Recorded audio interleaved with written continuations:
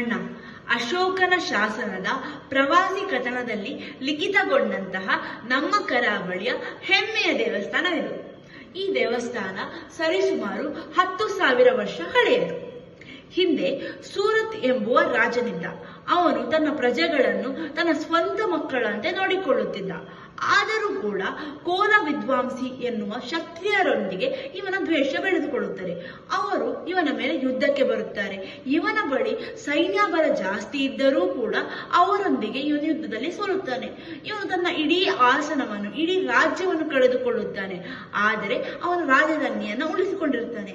ಆದರೆ ಮುಂದೆ ಇವನ ಕೆಟ್ಟ ಕುತಂತ್ರಿ ಮಂತ್ರಿಗಳಿಂದ ಆ ರಾಜಧಾನಿಯನ್ನು ಇವನು ಕಳೆದುಕೊಳ್ಳುತ್ತಾನೆ. ಕುತಂತ್ರಿ ಮಂತ್ರಿಗಳಿಂದ ರಾಜ್ಯ ತನ್ನ ರಾಜಧಾನಿಯನ್ನು ಕಳೆದುಕೊಂಡು ಇರಲು ಜಾಗವಿಲ್ಲದಂತೆ ಅವನು ಸೀದಾ ಕಾಡಿಗೆ ತೆರಳುತ್ತಾನೆ.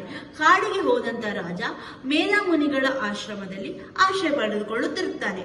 ಹೀಗೆ ಒಂದು ದಿನ ಇವನು ಮರದಾಡಿಯಲ್ಲಿ ಕುಳಿತುಕೊಂಡು, ಅಯ್ಯೋ, ನನ್ನ ರಾಜ್ಯದ ಪರಿಸ್ಥಿತಿ ಏನಾಗಿರಬಹುದು, ಮಂತ್ರಿಗಳು ನನ್ನ ರಾಜ್ಯದ ಜನರನ್ನ ಚೆನ್ನಾಗಿ ನೋಡಿಕೊಳ್ಳುತ್ತಿರುವರೇ ಅಥವಾ ದುರ್ವ್ಯಸನಕ್ಕೆ ಒಳಗಾಗಿದ್ದಾರೆ ಎಂಬುವ ಚಿಂತೆಯಲ್ಲಿರುತ್ತಾನೆ. ಹೀಗೆ ಇರುವಾಗ ಸಂವಾದಿ ಎಂಬುವ ಶ್ರೀಮಂತ ವ್ಯಾಪಾರಿ ರಾಜನ ಬಳಿ ಬರುತ್ತಾನೆ. ರಾಜನ ಬಳಿ ಬಂದು ಅವನು ತನ್ನ ಕಷ್ಟವನ್ನು ಹೇಳಿಕೊಳ್ಳುತ್ತಾನೆ. ನಾನು ಎಷ್ಟೇ ಶ್ರೀಮಂತನಾಗಿದ್ದರೂ ನನಗೆ ಮನಸ್ಸಿಗೆ ಶಾಂತಿ ಇಲ್ಲ ಎಂಬುದನ್ನು ಹೇಳಿಕೊಳ್ಳುತ್ತಾನೆ. ರಾಜನೂ ಕೂಡ ತನ್ನ ಕಷ್ಟವನ್ನೆಲ್ಲ ಹೇಳಿಕೊಳ್ಳುತ್ತಾನೆ.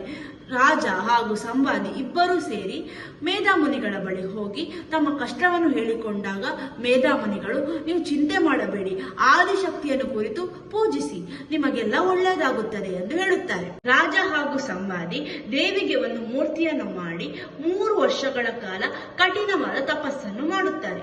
ತಪಸ್ಸಿಗೆ ಮನಸೋತಂತ ದೇವಿ ಪ್ರತ್ಯಕ್ಷಳಾಗಿ ನಿಮಗೇನು ಬರಬೇಕು ಎಂದು ಕೇಳಿದಾಗ ಸಂವಾದಿ, ನನಗೆ ಮುಕ್ತಿಯನ್ನು ನೀಡು ಹಾಗೂ ರಾಜ ನನಗೆ ತನ್ನ ರಾಜ್ಯವನ್ನು ಹಿಂತಿರುಗಿ ಕೊಡು ಎಂದು ಕೇಳುತ್ತಾನೆ.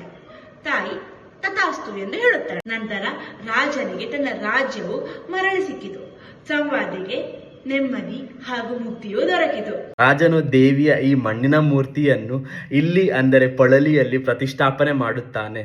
ಹಾಗೂ ಈಗ ನೀವು ನೋಡಿದ್ರೆ ಅದೇ ಮೂರ್ತಿ ಇರೋದು.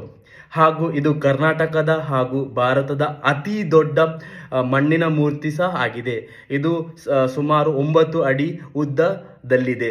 ಇದು ಕಥೆಯಾಗಿತ್ತು ಶ್ರೀ ರಾಜರಾಜೇಶ್ವರಿ ದೇವಸ್ಥಾನ ಪಳಲಿ. ಇದೇ ತರಹದ ಇಂಟ್ರೆಸ್ಟಿಂಗ್ ದೇವಸ್ಥಾನದ ಸ್ಟೋರಿಗೋಸ್ಕರ ಫಾಲೋ ಮಾಡಿ ಗೋ ವಿತ್ ದ ಫ್ಲೋ.